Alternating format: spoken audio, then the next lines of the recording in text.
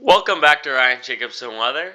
Hope your day is off to a great start. Let's hop right into the forecast for today. And as you can see, most of the U.S. is pretty quiet today. We got some scattered snow showers and rain showers in portions of the northwest. We also have this small low pressure system that developed, bringing some scattered rain showers and even a little bit of snow to higher elevations in the northeast and the upper New England region. Let me play this forward for you guys. This is going through this afternoon here. And as you can see, this low continues to kind of just track along the coast here. We have snow showers across portions of Maine going to Vermont and New Hampshire.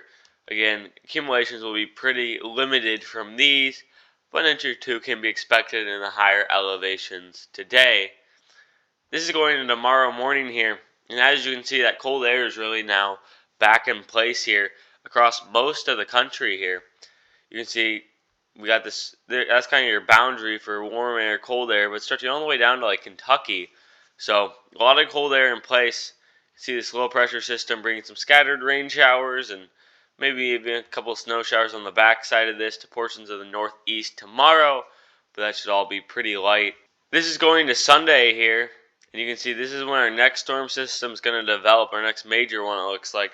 997 millibar low pressure system here right over Minnesota. This is Sunday evening, bringing snow here to portions of Michigan, upper Wisconsin, with maybe that potential for some severe weather, and that potential is growing for severe weather here across Louisiana, Arkansas, Mississippi, Tennessee, going into Alabama. And this continues to push to the east. Will we see snow change to rain? Most likely, I would say across upstate New York as kind of warmer temperatures get brought in with this low pressure system before it brings in cooler air on the backside. We could see some accumulating snow up here though in portions of northern Maine, as it'll just be more cold air in place and a better opportunity for maybe a couple inches of snow. I'll play this forward for you guys, and you can see behind this system, it's even going to get a little bit cooler than it did, today going into tomorrow. This is Wednesday here, and maybe a couple scattered lake effect snow showers off the Great Lakes here in the northeast, but not much. And then after this, you can see that cold air still in place. This is Thursday. This is going to Friday here, so this is a week out. And this looks to be our next storm system. Could we see another spot for severe weather? Definitely possible with a setup like this. But again, take it all with a grain of salt as we are still 8 days out. So as you can see, the Storm Prediction Center has put out a slight risk for severe weather across those areas that I just highlighted going on the day 3 outlook. So this would be for Sunday here. And as you can see, this includes Memphis, Tennessee, Shreveport, Longview, Texas, Jackson, Tennessee, and Bossier City, Louisiana. So again, I don't think it's going to be a super high chance for severe weather, but that probability is there, and the SPC is already picking up on that. So we'll continue to track this for you guys, but I don't think a major severe weather outbreak is expected from this. But I do think there'll be some scattered, damaging weather and damaging winds and stuff like that from this event. But I'll let you know as we get closer. Here's our temperatures over the next 7 days or so, and it's going to be kind of, you could say, a temperature war zone where that cold air is going to set up with these just different low pressure systems passing through. This is going into today, and these are the highs for today here. It's going to be pretty chilly, I would say, for this time of year across upstate New York. We're looking at highs in the low 40s expected. Look at that cooler air, though, just in southern Canada, dropping southward here. This is going to Sunday morning, and it's going to get chilly here across most of the Midwest and Northeast with lows in the maybe even low 20s expected, and it could get below freezing all the way down into the mountains of Georgia possibly going into Sunday morning. This is going into Monday here, Monday afternoon, and then you can see there's that second system, that more larger system moves by, bringing in more cooler air for most of the country.